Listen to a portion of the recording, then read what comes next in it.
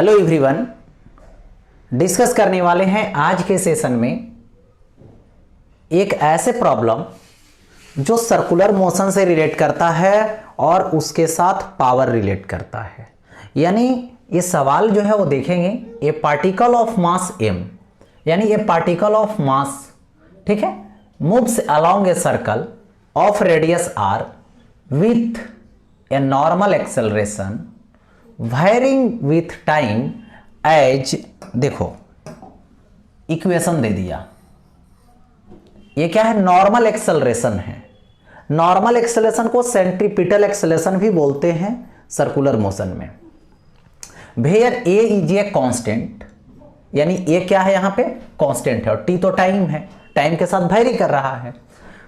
Where A is a constant, find the time dependence of the power developed by all the forces acting on the particle and the mean value of this power averaged over the first t second after the beginning of motion, यानी motion start होने के t time बाद या t second बाद कितना average power हुआ, mean power हुआ, वही निकालना है, मीन वैल्यू उसका पावर का। तो देखो सबसे पहले मैं बात करूं यहां पे कि ये देखिए,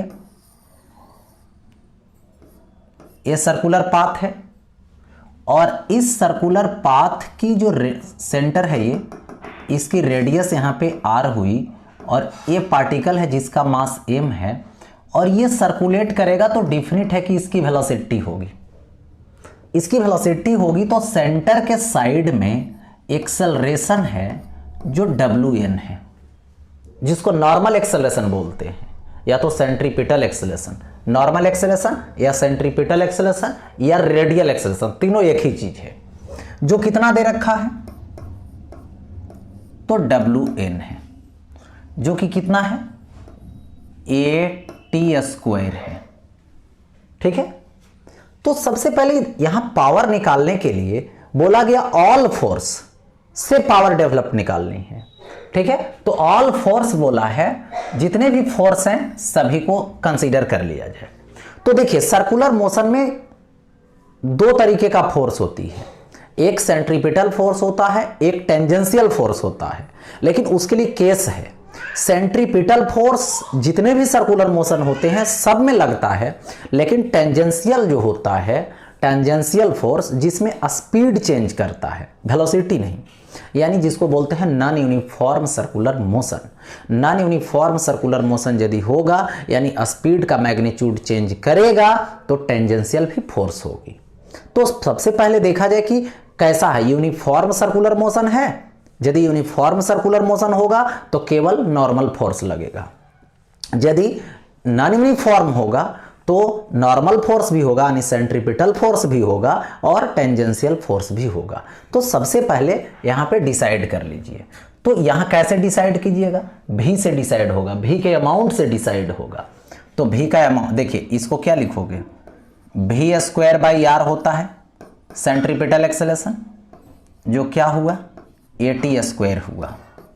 तो ये देखिए v² रहने दो, r इधर चला जाएगा तो ART², इधर स्क्वायर तो उधर अंडर रूट, तो v = √AR और ये क्या है, t है। तो ये तो स्पीड निकल गया, क्या है, टाइम के डायरेक्टली प्रोपोर्शनल है ना, टाइम चेंज होगा तो v चेंज होगा, टाइम जो है से चेंज होगा तो v चेंज होगा, यानी v यहाँ पर वेरिएबल आ गया, यानी वेलोसिटी का मैग्नीट्यूड वेरिएबल है, यानी स्पीड वेरिएबल है। तो दोनों तरीके का काम होगा, ठीक है।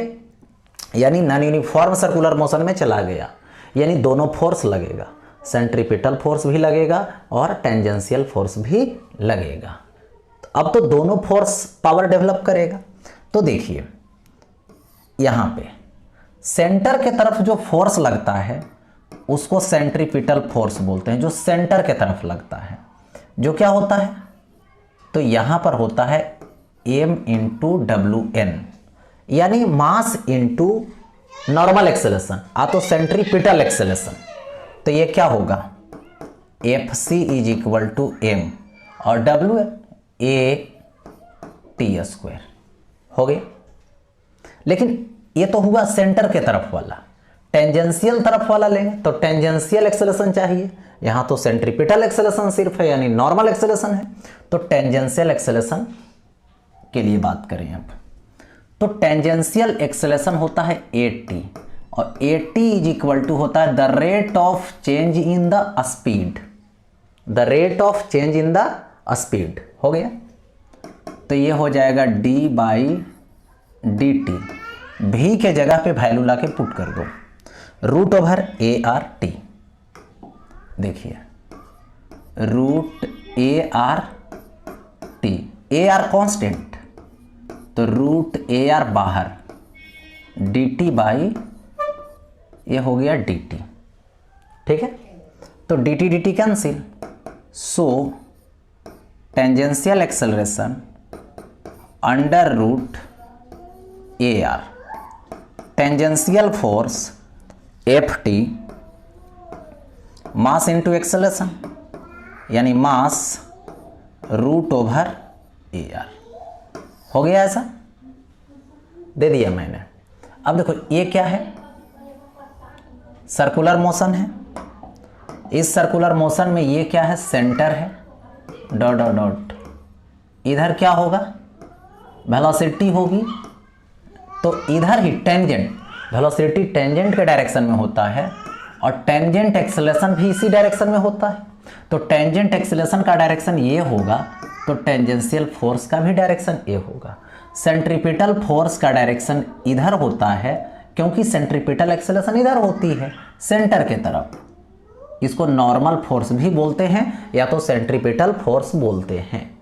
ठीक है, तो यहां पे देखो सेंट्रीपिटल फोर्स तो निकाल चुके हैं, या तो नॉर्मल फोर्स इसको बोलिए। तो अब देखिए दो तरीके का फोर्स है, तो दो तरीके से पावर डेवलप होगा। एक होगा ड्यू टू सेंट्रीपिटल या तो नॉर्मल, एक होगा ड्यू टू टेंजेंशियल फोर्स। तो बारी बारी से डिस्कस करते हैं। सबसे पहले लिखते हैं ड्यू टू नॉर्मल। नॉर्मल, तो ड्यू टू नॉर्मल क्या आएगा, पावर इज इक्वल टू क्या होता है, डॉट प्रोडक्ट होता है किसका, फोर्स का और किसका, वेलोसिटी का। फोर्स और वेलोसिटी का ये डॉट प्रोडक्ट है। तो यहां से देखिए FC भी और कॉस कितना डिग्री होगा, 90 डिग्री होगा। हो गया ऐसा, यानी कॉस 90, क्यों, क्योंकि वेलोसिटी इधर है, इंस्टेंट वेलोसिटी इधर है, फोर्स इधर है 90 डिग्री पे, तो ये तो जीरो हो जाएगा। दैट मीन्स यहां पे जीरो, यानी due to normal force value zero हो गया। अब देखिए ड्यू टू अगर क्या करेंगे, ड्यू टू टेंजेंशियल। ठीक है, अब ड्यू टू टेंजेंशियल लोगे तो टेंजेंशियल के कारण पावर देखो, एक तो जीरो हो गया, दूसरा पावर देखो, तो यहां से क्या आ जाएगा, Ft डॉट भी, यानी दोनों के डायरेक्शन सेम है। ठीक है, तो Ft भी cos 0 डिग्री, तो cos 0 कितना आएगा, 1 आएगा।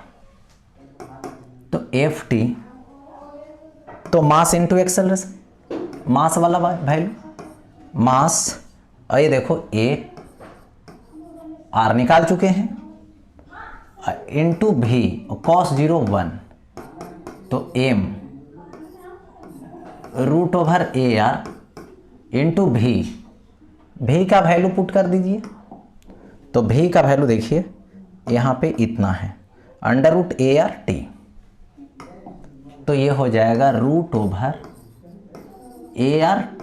इन दोनों को मल्टीप्लाई कर लीजिए, तो ये हो जाएगा MART।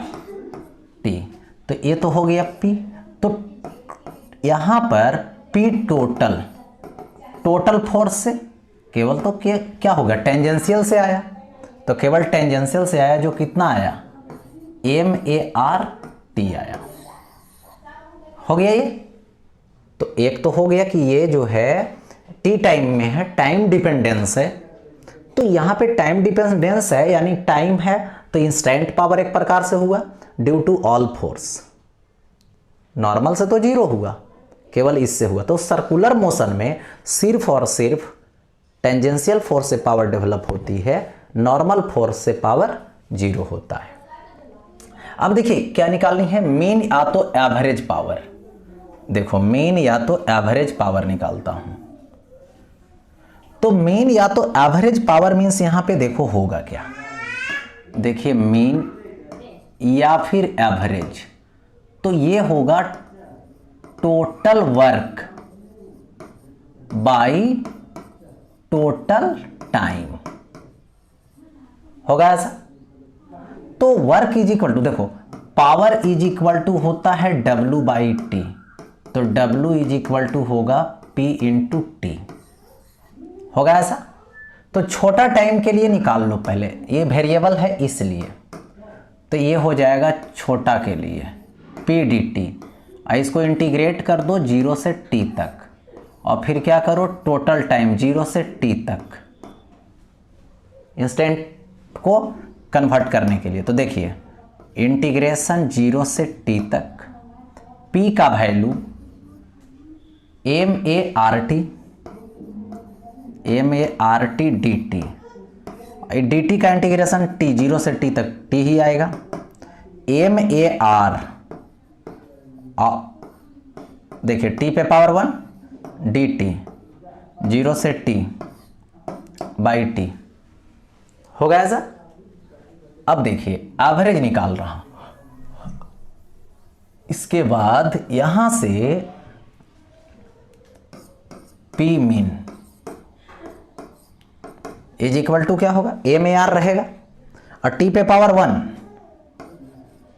MAR है, T पे पावर 1, तो इंटीग्रेट करो तो एक पावर ऐड कर दो, ऐड करके डिवाइड कर लो 0 से T बाई T, तो ये तो यही आएगा MAR T square by 2 by T, एक T से एक T cancel, so P mean is equal to MART by 2, तो ये हो गया मीन वैल्यू या फिर एवरेज वैल्यू। तो इस तरीके से दोनों फोर्स से यानी ऑल फोर्स से पावर डेवलप्ड जो हुआ, एक इंस्टेंटेनियस टाइम डिपेंडेंस और एक मीन, ये भी टाइम डिपेंडेंसी है लेकिन स्टार्ट से यानी 0 टाइम से T टाइम तक ये एवरेज वैल्यू निकल गया, दैट मीन्स सॉल्व।